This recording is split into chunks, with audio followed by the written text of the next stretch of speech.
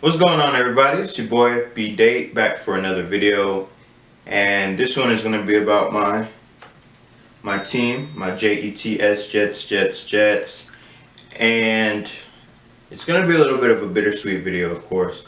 As you guys have heard over the weekend, Jamal Adams was traded to the Seattle Seahawks in exchange for a safety, Bradley McDougald, a 2021 first and third round pick, and then a 2022 first round pick. Now, let's get to the bitter part first, of course. Jamal Adams, we're losing him. Tough, right? Best safety in the league in terms of production. In the 3 years he was with the Jets, 273 tackles, 12 sacks, 6 forced fumbles, and a couple INTs. No doubt in the production, no doubt in his impact on the field. All of that was great. And as a Jets fan, him being the best player on the defense was always great to see because he was always around the ball. He was always in the box making things happen. But,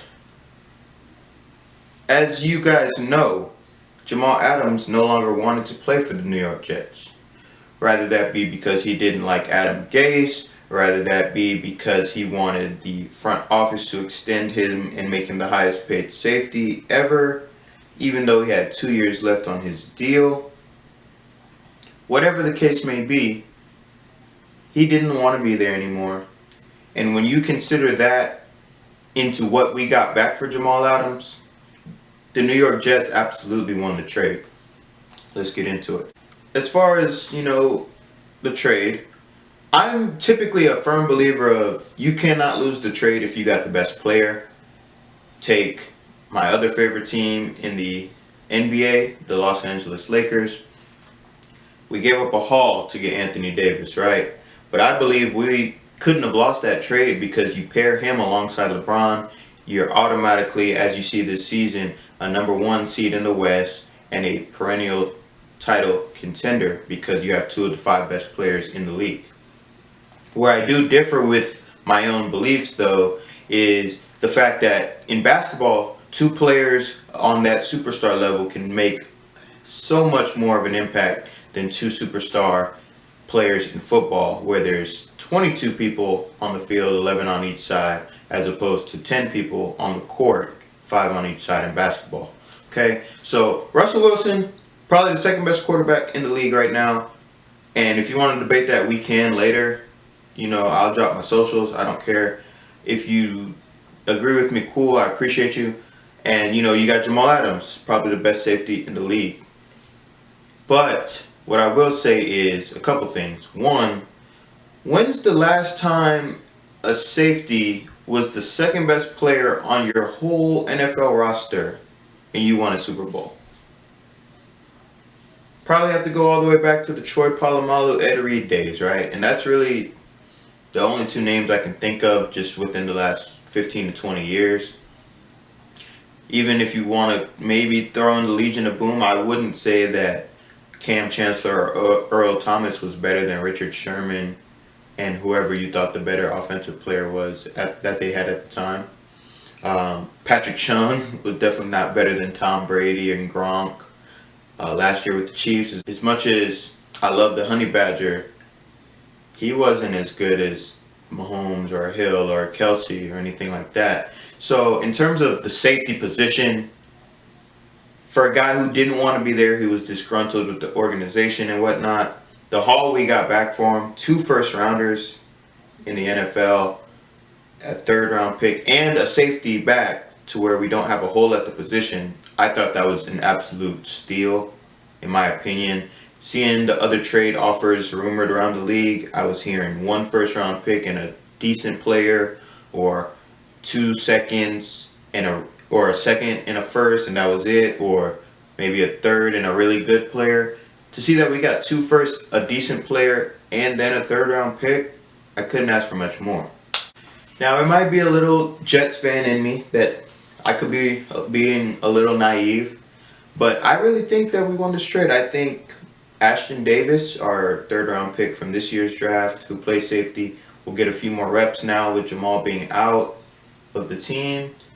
I believe that Bradley McDougald is a serviceable veteran who can provide lots of snaps. He's a little bit better in the air in terms of coverage than Jamal Adams, and that's not to say Jamal is not good at it, but that wasn't his strength. His strength is being around the box, making tackles, forcing fumbles, blitzing, being almost like a fourth linebacker or a fifth linebacker, if you will, depending on the defense. I do believe that if Seattle doesn't get to a Super Bowl within this contract, that they lost out on the trade, because eventually Jamal Adams is going to demand to be paid the highest a safety's ever been paid. He's been adamant about that. He's on the record about that, which is fine. I'm all about you. Get your money, man. Texas kid, we played against him in high school. He went to Hebron. Timberview played against him. I think it was my sophomore year.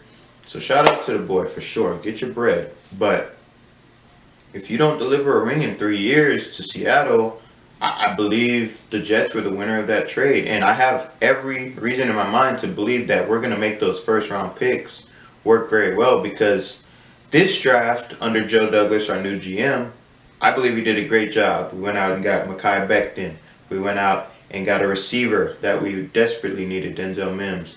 We went out and got a safety in case of what happened over the weekend, which was Jamal asking to be traded. And I think that's all three very positive steps in the direction.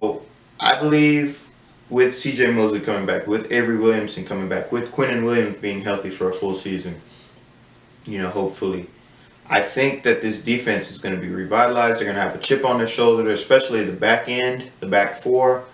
And, who knows? I'm not saying we make the playoffs. I'm not saying, that we don't. But I believe that in the grand scheme of things, if you look at this with a macro view, I believe that the Jets have won the trade.